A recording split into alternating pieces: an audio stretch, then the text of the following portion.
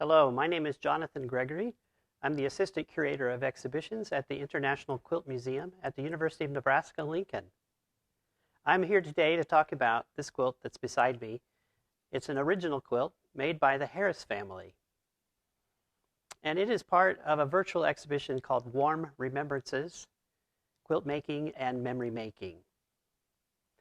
This quilt came to the International Quilt Museum collection without much information, but its design was intriguing to our curators and researchers. We asked our genealogical team to see what they could find out.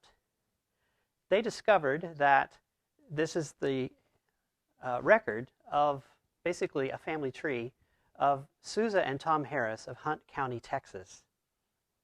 In the upper left corner is a block that says when Papa was born, that's Tom, and in the lower right is a quilt that says when Papa died.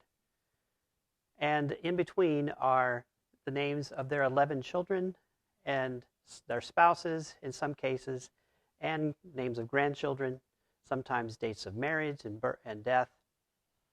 So our genealogist learned a number of things through researching records online, but they were able to identify one of the descendants, a grandson of Susa Harris.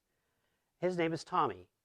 And Tommy remembers that his grandmother Susa had made this quilt, and he had seen it on a couple of occasions when he was visiting her in the summers while he attended high school. The Harrises were farmers, basically cotton growers, east of Dallas, Texas. And they were not wealthy people, and Susa's education had ended in the 8th grade. But she was a prolific quilt maker, and at the time of her death, it's estimated that about 100 quilts still remained in her house.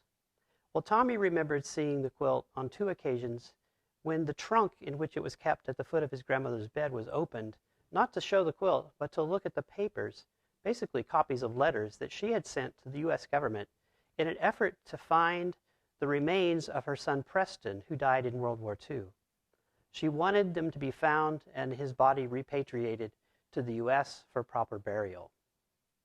When she died in 1961, she had still been unsuccessful in reclaiming her son's remains. It wasn't until 2005 that his remains were discovered in a battlefield in Germany and were sent back to the United States. One of Susa and Tom's children, Maple, was able to attend the service for her brother. She was pleased that she had lived long enough to see this happen.